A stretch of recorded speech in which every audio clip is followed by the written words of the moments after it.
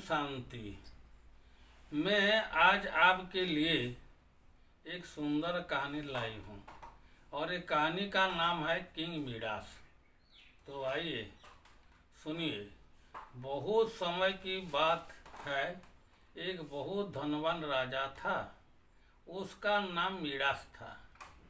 धनवान होने पर भी वह संतुष्ट नहीं था।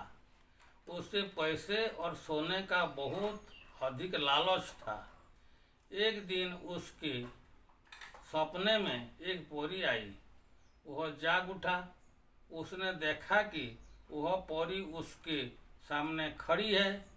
अपने बिस्तर से उठकर राजा परी को चरणों में गिर गया।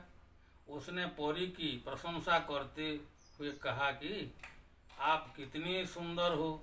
मैंने सुना है कि परियां मनुष्य की इच्छाओं पूर्ण करती हैं।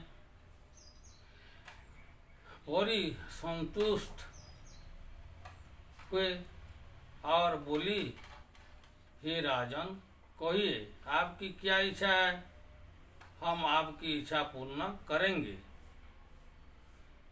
राजा को कुछ समय तक समझ में नहीं आया कि वह क्या मांगे।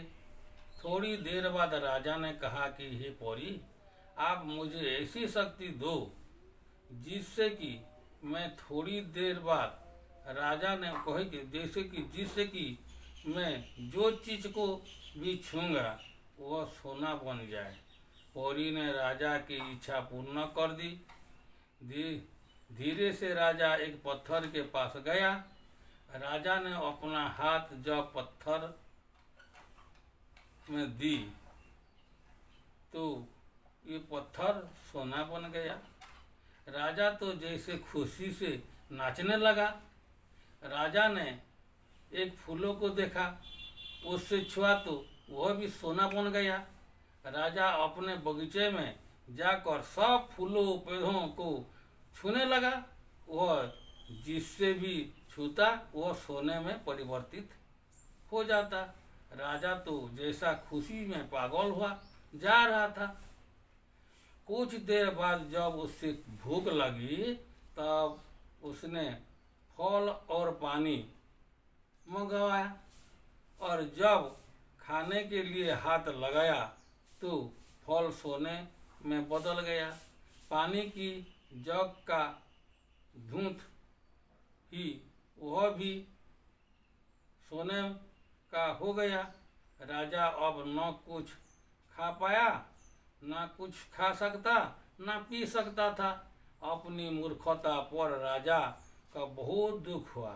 राजा का दुख देखकर राजा का बेटी उसके पास आई तो राजा ने प्यार से अपनी बेटी को सिर पर हाथ रखा तो वह भी सोने की मूर्ति बन गई। अब राजा और अधिक दुख हो गया। पश्चाताप के आंसुओं में राजा जब हुआ था तब वही परी उसके सामने पुनः प्रत्यक्ष हो गई। उसने कहा, हे राजन, मैंने तो सोचा कि आप बहुत खुश होंगे, लेकिन आप तो बहुत दुखी दिख रहे हैं। क्या आपको मैंने दिया हुआ शक्ति से आप खुश नहीं हो? क्या आपको कुछ और चाहिए?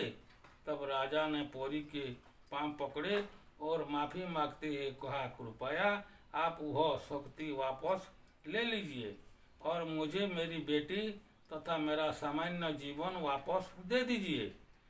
मेरे पास बहुत धन है और आज से मैं कभी भी लालच नहीं करूंगा।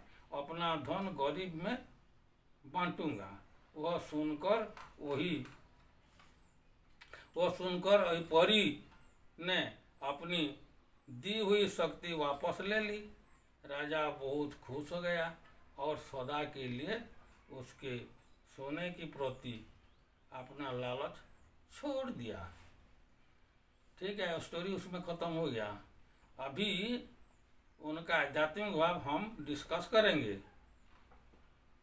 क्या है आध्यात्मिक भाव? लोभ सदा हानि पहुंचाता है। जितना है उतने में ही संतुष्ट रहना ही एक कला है। बाबा कहते हैं कि स्थूल धन कमाने में ही सारा समय गंवाना नहीं है, उसके साथ साथ अपना जीवन में परोपकार और आध्यात्मिक जागृति आवश्यकता है। ठीक है, और कैसे लगा सब्सक्राइब कीजिए, कमेंट दीजिए और लाइक कीजिए। Okay, thank you. ओम शांति, ओम शांति, ओम शांति।